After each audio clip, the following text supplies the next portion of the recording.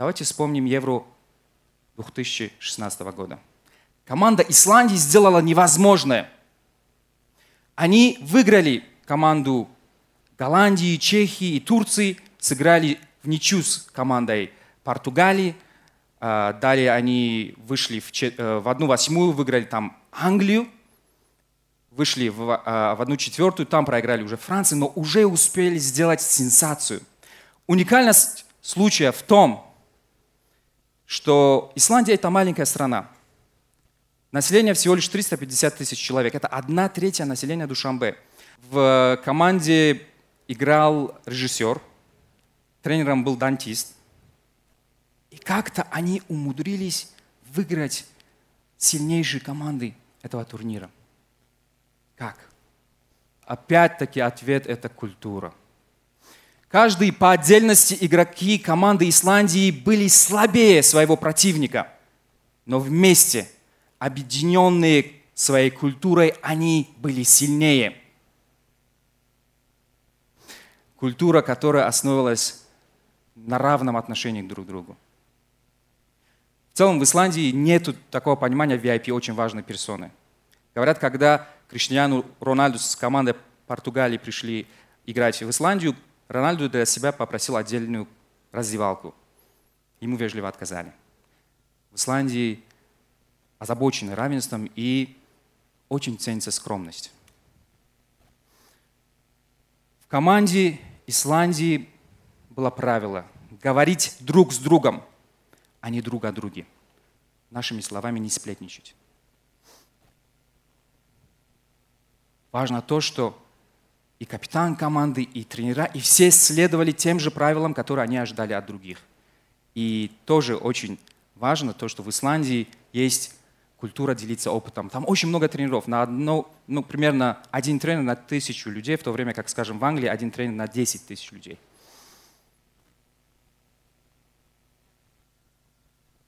Нас больше 600, 620 человек. Мы говорим на русском, на таджикском, на узбекском, на английском. Если честно, мне намного приятнее и душевнее, и свободнее говорить на таджикском. Hatto o'zbekcha gapirsam judoyam yaxshi, judoyam ajoyib bo'lardi.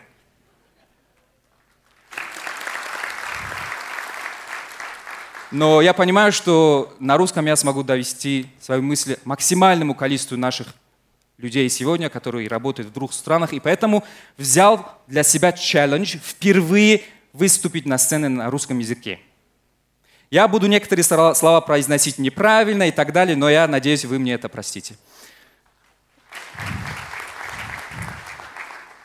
Кроме того, я выучил 5 очень важных фраз и решил их использовать в сегодняшней презентации. Вам не обязательно все это записывать, но я думаю, что... Хорошо. Так, что важно сегодня запомнить? Первое. Нас 600, но вместе с культурой Алифа мы сильнее 6000.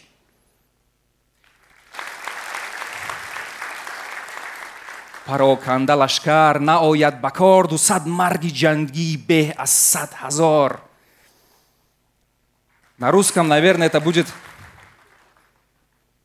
200 сплоченных солдат сильнее 100 тысяч, которые разъединены. Когда мы говорим о культуре Алиф, что мы имеем в виду? Это, во-первых, фидбэки.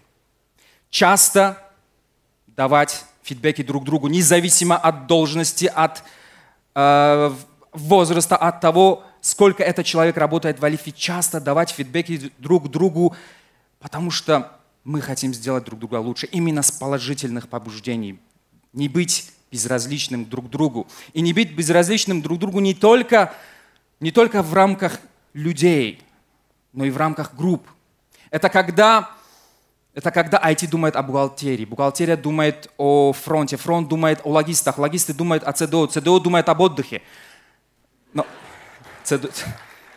ЦДО думает о клиентах. Это когда Худжан думает о Ташкенте, Ташкент думает о Душанбе, Душанбе думает о Худжанде. Это когда все мы думаем друг от друга. Это когда мы стараемся что-то сделать, ломать стереотипы и помочь друг другу. Там сесть до 3 часов утра, чтобы как-то помочь коллеге, которому приходится эту работу делать. И то, что это ответственность каждого из нас. Я хочу, чтобы мы сегодня запомнили вот эти моменты. То, что это ответственность каждого из нас. Культура Алифа. Давать фидбэки и не быть безразличным. Особенно руководителей. Это ответственность руководителей, которые начали работать вчера, и руководителей, которые уже несколько лет руководят командами. Это ответственность каждого из нас. И каждый из нас должен давать фидбэки своевременно и часто всем. Окей? Приведу вам пример морального возвышения. Moral elevation.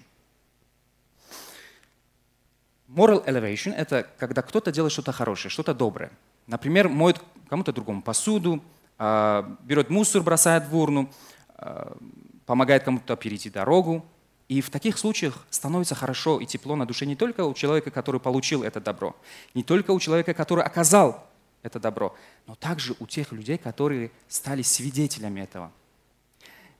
И наверняка они пойдут и сделают что-то доброе в этот день кому-то другому. Таким образом, добро распространяется. И больше всего люди обращают внимание на то, как ведут себя руководители. Я часто вижу Сеуша за раковиной, я не знаю, он чужую посуду моет или свою, но я уверен, что каждый руководитель в Алифе старается быть примером. 3 цели Алифа. Еще раз вспомним 3 основные цели Алифа, потому что это очень действительно важно. Первая цель – создать место, где каждый из нас может стать лучшей версией себя благодаря тем, кто нас окружает. Такие красивые люди, смотрите, столько улыбок. Каждый из нас – это среднеарифметическое тех, кто нас окружает. Скажите, кто вас окружает, я скажу, кто вы. Я лично безумно рад быть среди вас. Каждый день с огромным удовольствием прихожу, чтобы побыть с вами. Наша вторая цель – сделать жизнь лучше вокруг нас. И мы это сейчас делаем путем 3 основных сфер. Это технологии, это финансы, это образование. И я очень горжусь теми достижениями, которые у нас есть. Я помню каждую дуа, сделанную нам, нашими клиентами. Апи Мухаббат, Апи Соляхон. Я горжусь теми технологиями, которые позволяют сегодня, не выходя из дома, за какие-то секунды отправлять деньги друг другу, получать денежные переводы, оплачивать счета. Я очень благодарен команде Алиф Академии за то, что они бесплатно обучают детей, начиная от 1 класса, заканчивая 40-летними студентами. Сейчас на курсы Алиф Академии, на последнем курсе записаны 2000 студентов. Представляете, это больше, чем количество студентов в некоторых вузах. Я очень горжусь нашими командами в Душанбе, в Худжанде, в Ташкенте. Я очень рад, что наши конкуренты тоже подтягиваются. Но Шаукаджон, важно помнить, все можно копировать. Можно копировать стратегию, продукты, технологии. Единственное, что нельзя копировать, Юсуф, это что? Это наша культура. И я уверен, что вместе мы сможем сделать лучше не только наши страны, но и другие страны и регионы. Я недавно был в Дубае, встречался с компаниями, с инвесторами, и один из инвесторов мне сказал, что, ты знаешь, никто еще не успел сделать столько в Дубае, сколько вы смогли сделать уже в Алифе с точки зрения глубины технологий и продуктов. И он действительно прав. На самом деле я не заметил ни одной компании, которая настолько широко использует технологии в рамках всех тех продуктов, которые у нас есть в этом городе, который считается сравнительно продвинутым по сравнению, например, опять-таки нашими, например, странами. И я не боюсь, меня не пугает конкуренция, меня не пугает количество денег, которые может быть у других. Я уверен, что вместе мы сможем построить сильнейшую исламскую финтех-организацию в мире. Меня не пугает все то, что я сказал, меня пугает другое. Меня пугает то, что в какой-то день мы забудем о своей культуре.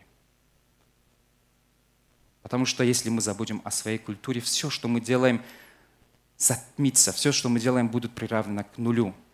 Я боюсь, что в какой-то день мы начнем говорить не друг с другом, а говорить друг о друге, обсуждать чужие жизни, сплетничать и относиться к этому нормально. Я боюсь, что в какой-то день мы начнем искать ошибки друг друга, выставлять их на показ, вместо того, чтобы давать фидбэк друг другу. Меня пугает то, что в какой-то день мы будем негативно, эмоционально воспринимать те фидбэки, которые нам даются, и оправдывать себя еще тем, что «а ведь другие не лучше». Меня пугает то, что в какой-то день мы будем заходить в комнаты и будем ожидать, даже требовать того, чтобы люди вставали с места. Меня пугает то, что в какой-то момент мы перестанем уважать своих сестер и в поисках временных отношений будем относиться с ними непристойно. Меня пугает то, что мы в какой-то момент в Алифе будем использовать такие фразы, как «это не моя ответственность, это не моя работа, пусть делает кто-то другой». Меня пугает то, что мы будем говорить одно и делать другое. Меня пугает то, что в какой-то момент мы будем ставить цифры выше людей, деньги выше ценностей, сиюминутное выше долгосрочного.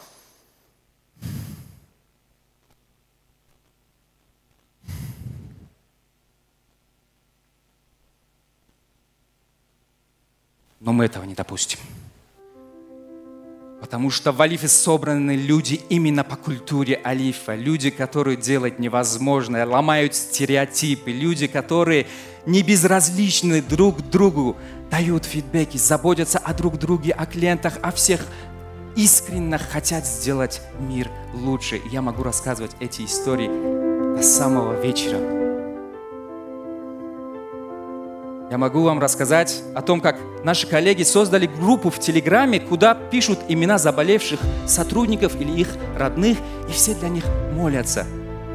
О том, как однажды наши коллеги пошли навестить маму нашего соалифовца и оказывали ему внимание, чтобы он не грустил.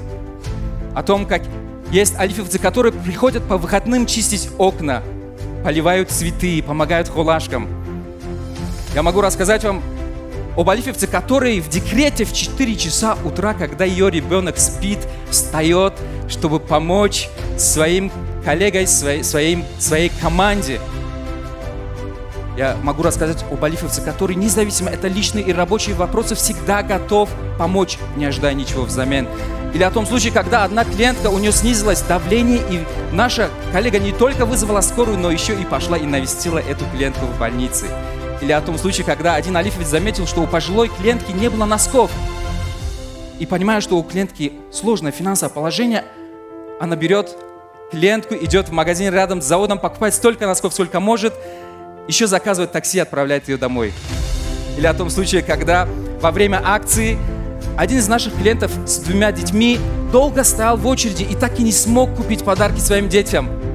Так наши алифовцы переодеваются в Деда Мороза и помощника, идут, навещают этого клиента его дома, покупают подарки и делают приятно детям. Или о том случае, когда одна из наших сотрудниц 1,5 часа заботилась о ребенке клиентки, пока та была в магазине, брала накладную для товара. Или о тех многочисленных случаях, когда все бросают свою работу, чтобы быстро пойти и помочь фронту, когда это необходимо, а свою работу делать позже ночью. Или о тех случаях, когда каждый из нас готов извиниться перед клиентами, независимо от того, это наша ошибка или чужая. Или о тех ошибках, которые люди пишут в Alif Sorry Bot, если вы только видели, какие там милые ошибки.